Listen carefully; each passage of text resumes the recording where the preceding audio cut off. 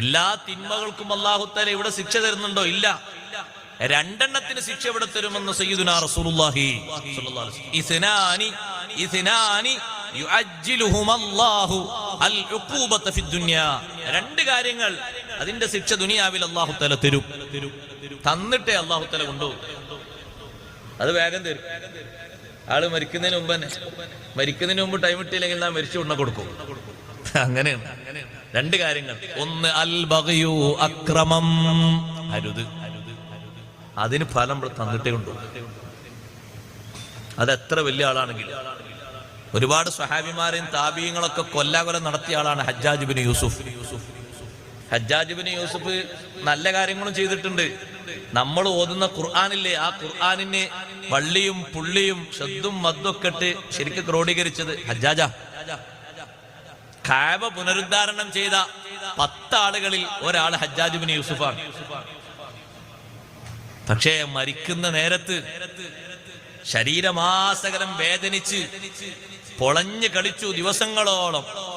ദിവസങ്ങളോളം വേദനിക്കുന്ന സമയത്ത് ഹജ്ജാജ് പറയുന്നുണ്ട്, എന്റെ മുന്നിൽ വന്നിട്ട് സഈദ് ഇബ്നു ജുബൈർ റളിയല്ലാഹു അൻഹു എന്നെ ഭീഷണിപ്പെടുത്തുന്നു, എന്നെ വാൺ ചെയ്യുന്നു, താക്കീത് ചെയ്യുന്നു. ഞാൻ ശിക്ഷിച്ച ഓരോ ശിക്ഷകൾക്കും പകരം ഞാൻ വേദനിക്കുന്നു. അബ്ദുല്ലാഹ് ഇബ്നു സുബൈർ റളിയല്ലാഹു അൻഹു കഴിമരത്തിലേറ്റി. ഒരുപാട് മഹാന്മാരായ സ്വഹാബിമാരെ കൽത്തുറങ്കിലടച്ചു. സഈദ് ഇബ്നു ജുബൈർ റളിയല്ലാഹു അൻഹുവിനെ അതേ അറബശാലയിൽ കൊണ്ടുപോയി മൃഗത്തെ അറുക്കും പോലെ അറുത്തു. ജാജ് പൊളഞ്ഞിട്ട് പറയാൻ, ഞാൻ ചെയ്ത അക്രമങ്ങൾക്കൊക്കെ ഉള്ള ഫലം ഞാൻ ഇങ്ങനെ അനുഭവിക്കാണ്, വേദനിച്ചു കൊണ്ടുവയ്യ. അക്രമം ചെയ്യരുത് ഒരാളോട്. പണ്ടേ നമ്മൾ മദ്രസയിൽ നിന്ന് പഠിക്കുന്ന ഒരു ബെയ്ത്തുണ്ട്. ഇപ്പത്തെ മദ്രസയിൽ അതുണ്ടോ അറിയില്ല. ലാ തളിലിമന്ന ഇദാ മാ കുന്ത മുഖ്തദിറാ ഫള്ളുൽ മുയർജിഉ ബാഹു ഇലൻ നദമി. എത്ര കഴിവുള്ള ആളാണെങ്കിലും ലാ തളിലിമന്ന, ളുൽമ ചെയ്യരുത്, അക്രമം ചെയ്യരുത്. നല്ല കഴിവും ശേഷമൊക്കെ ഉണ്ട് നിനക്ക്.